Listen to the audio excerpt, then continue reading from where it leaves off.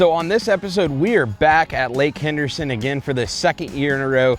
Last year, we were with Captain Hunter Bozeman, and we had a pretty dang good day. We caught some fish on a chatterbait. We kind of junk fished that day. We threw a chatterbait, a topwater. We flipped a little bit. We did a little bit of everything. So coming back today, I was really looking forward to it because we caught a ton of fish last time, and we'll see what the day brings.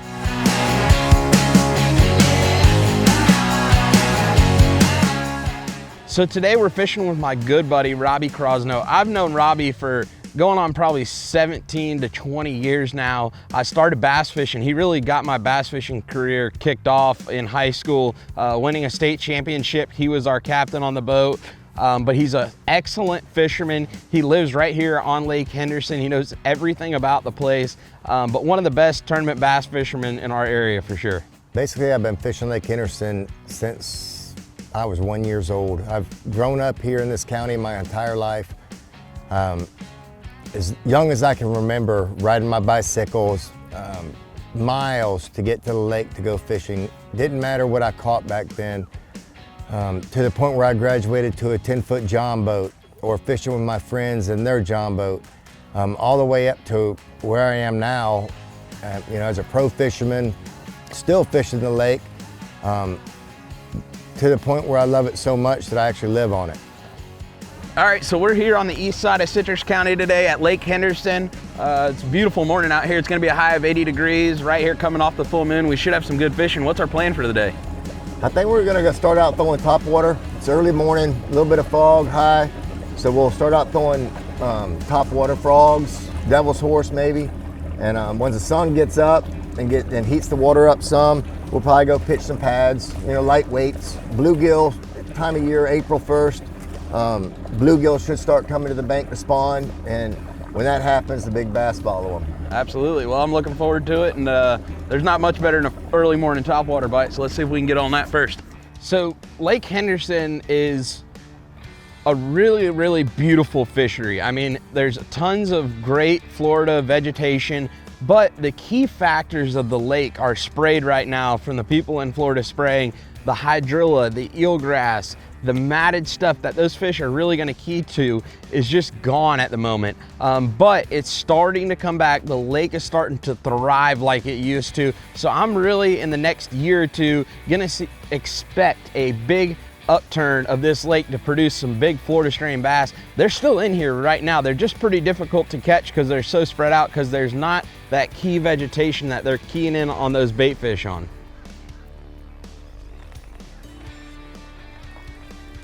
There we go. There's one. Finally got a bite. Getting bites, just didn't connect, and finally that one connected with it. Got it. Got him all hooked funny too.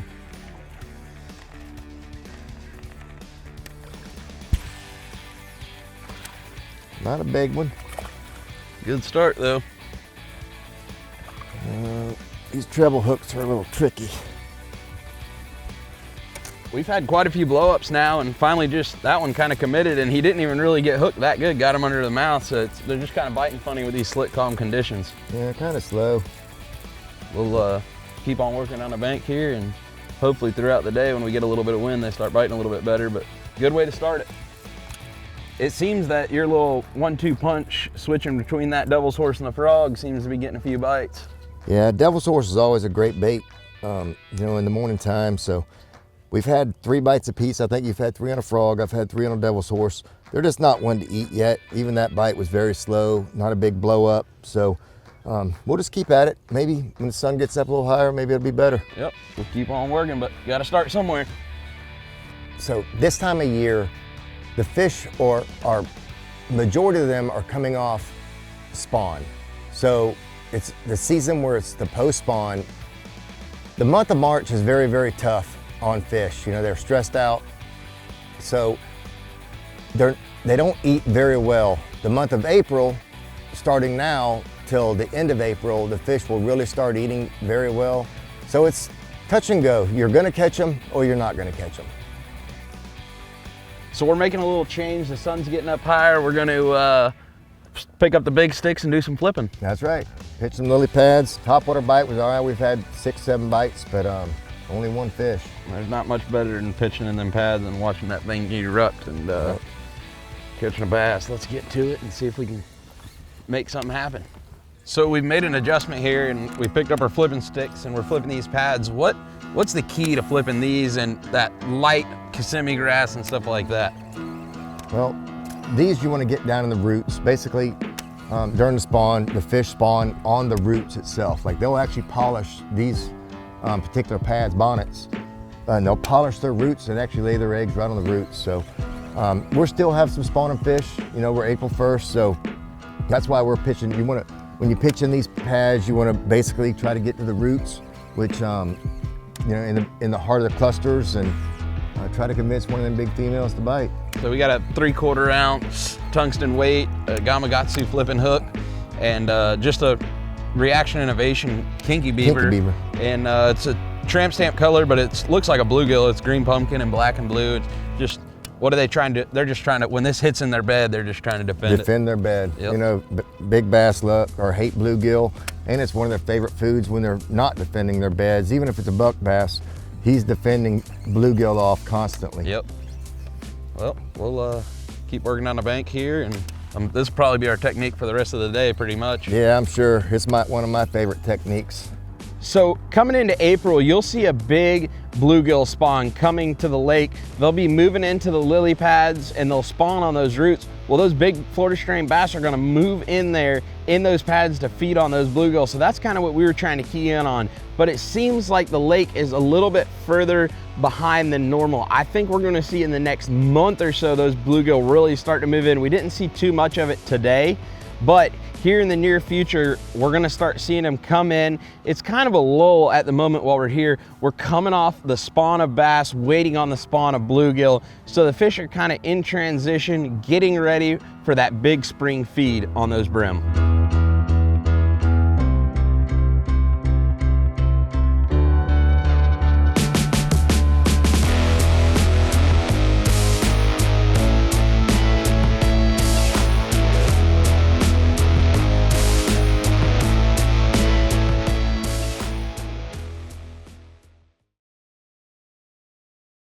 So after getting to the ramp this morning and talking to Robbie and kind of getting a little bit of a game plan together to go throw topwater in the morning and then go flipping in the afternoon, I mean, I've fished all over the country and my two favorite things to do are throw a topwater frog or a devil's horse, any topwater of that matter, and then pick up the big stick and catch those bass out of vegetation. There's not much of a better bite than when you flip in there and the whole matter, the whole pad just shakes and you already know he's on there.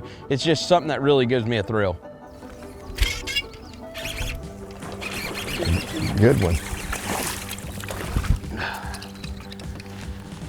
There we go. The whole pad clump Better shook.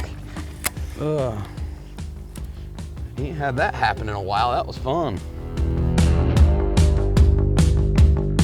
Well, we made a little bit of an adjustment and came to a different lake here to Spivey and got a bite pretty quick. Hopefully we can go down this pad line and get a few more. Yeah, we went from a real shallow lake to a little bit deeper. It's probably 3.5, 4 foot in the edge of these pads and made a difference. Yeah, hopefully as the sun gets up, they'll position right even better and get some more bites. So we're fishing really big, mature lily pads. They're old pads and they have big roots, big tops on them. So we're having to use a 3/4 ounce weight and we're really looking for any little hole that we can pitch into to get our bait to fall through. And if they do get a little bit of sparsed out pad, we'll flip in there and just kind of walk your bait through those pads and create a reaction bite. But that heavier weight to punch through or penetrate through that big, thick vegetation is key. Most of the time it's a reaction bite. So when you flip it in there, they think it's a bluegill darting towards the bottom or a creature bait falling to the bottom, basically the same thing, and it's gonna react and bite it. A lot of our bites today flipping, before we even felt the bite, you could see the fish coming through those pads and slamming the bait.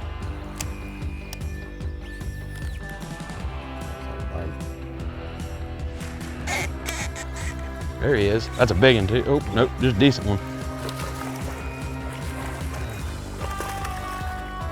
God, that thing looked big when he come out of them pads.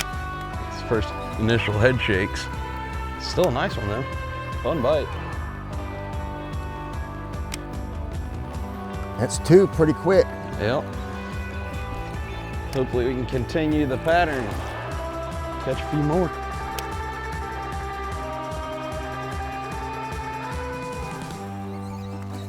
So really what we're doing here is flipping these pads.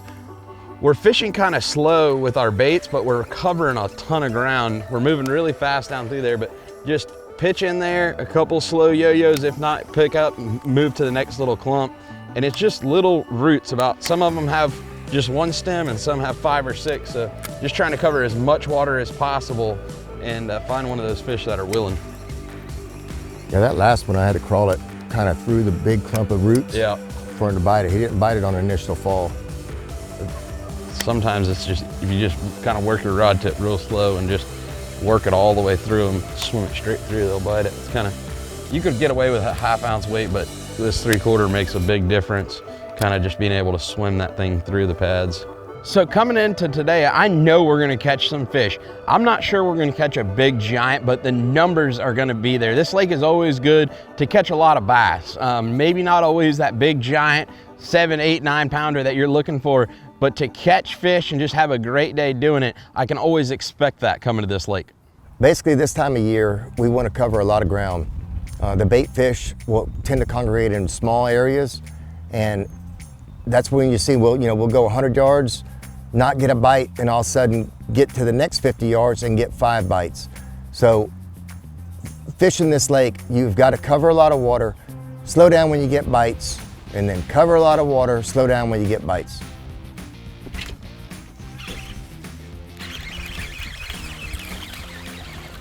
There we go. That's 3 bites in 150 yards. Here, you want to run that, Robbie? Yeah. I'll power pulse down. Look at the old skinny bass right there. He got a head of a 3 pounder and he's a 2.5. Yeah. 2 pounder. Well, made that little bit of a move out of that deeper pads and it's paid off. Getting some really good bites now.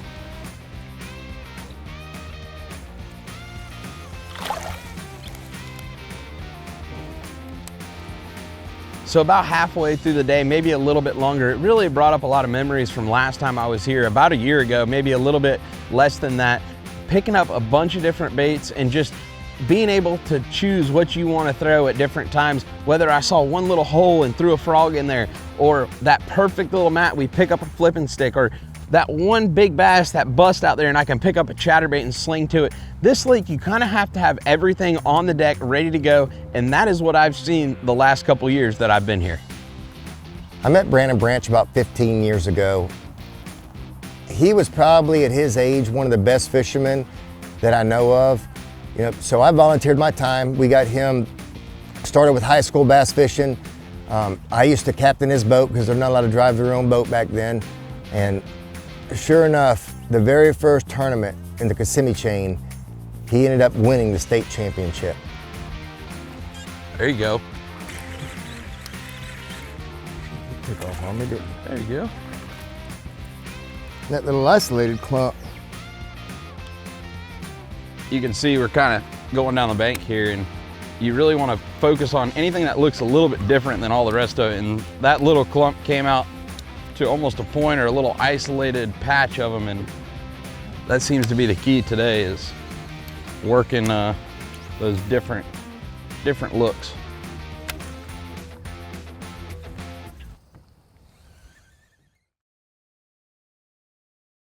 Fishing Lake Henderson, when I was a boy, I can remember the water being pristine, crystal clear, lots of grass, underwater grass, vegetation. And I remember my grandpa specifically taking me when I was a kid and catching giant bass here.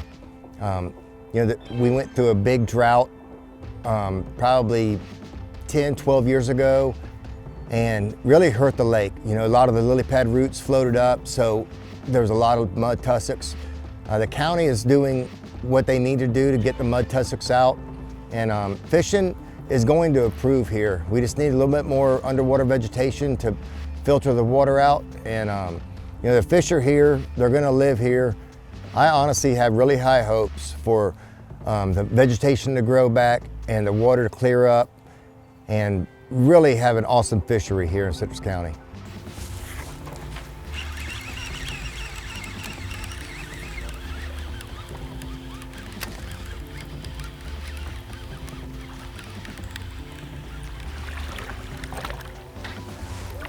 getting bites. Well, Robbie, we had a couple lulls, but we came back in here and you picked up the devil source and you've got a couple bites really quick. I'm starting to throw a chatterbait, just kind of mixing it up and trying to make something happen here later in the day. Yeah, this is what, number 4 bites in the last 20 minutes. Yep, we'll keep on trucking down this bank and hopefully catch a big one.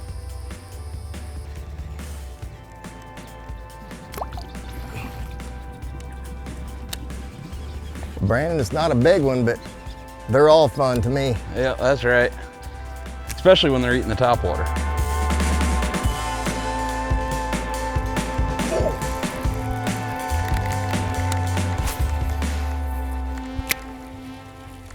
Got him. Saw that one come up schooling. Mm-hmm.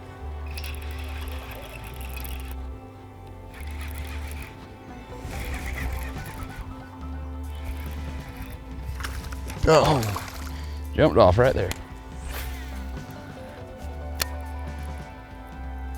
So when people think of Citrus County, they think of a few things: manatees, scallops, and even saltwater fishing. But we have some of the best bass fishing lakes that Florida has to offer, whether it be Hernando, Russo, Floral City. I see giant bass come out of all these lakes year round. This year especially, there's a few lakes that stand out, whether it be on the east side or west side. Hernando and Russo this year had some giant bass, especially during that spawn. I saw a couple 13-pounders come out of Russo and multiple double-digit bass come out of Hernando on the east side here of Citrus County. So it's not just what everyone is thinking to come over here and see the manatees or go scalloping. One of the best bass fisheries, and really when you get on these lakes, it's true old Florida. Giant cypress trees, not a lot of houses, few boats. I mean, it's really peaceful, quiet, and one of my favorite things to do just to kind of get the charter fishing aspect of my business off of my head is to come out and catch some of these big bass that Citrus County has to offer.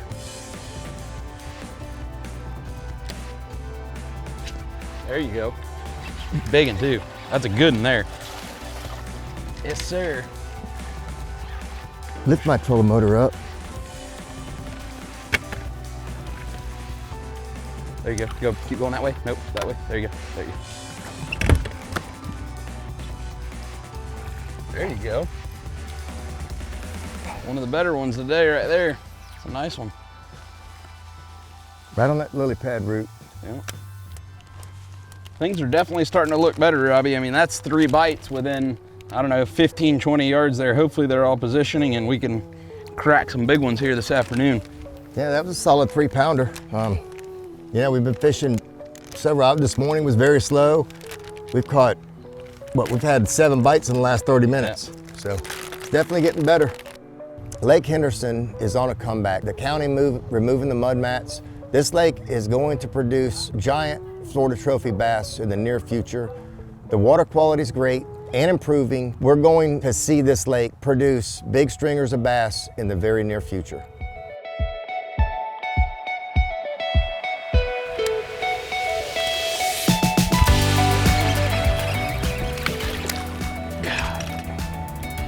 Whew. Old black bass there.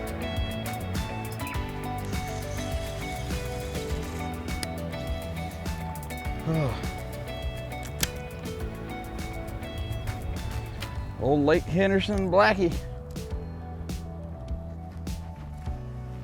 So I couldn't really ask for much more on today's episode. Great company, a lot of numbers of fish. Didn't quite get that big bass, but that's what keeps us coming back.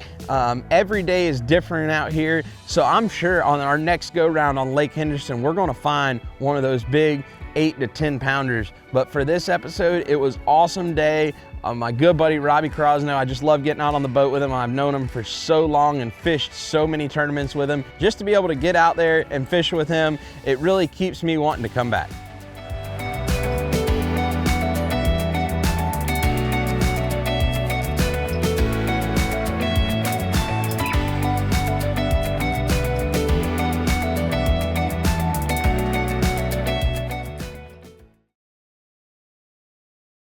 Hey guys, today we were out on Lake Henderson and we really had 3 key baits that we threw. Number 1 in the morning, Robbie was throwing this Rapala X-Prop double source We were throwing it with 20-pound diamond fluorocarbon leader attached to 65-pound braid. You could still make super long casts.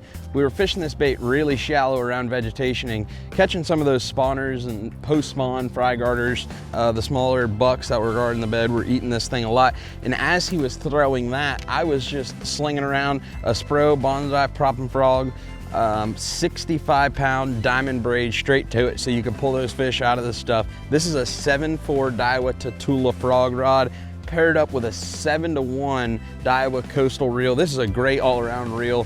Whether you're in saltwater or freshwater, it works really, really well.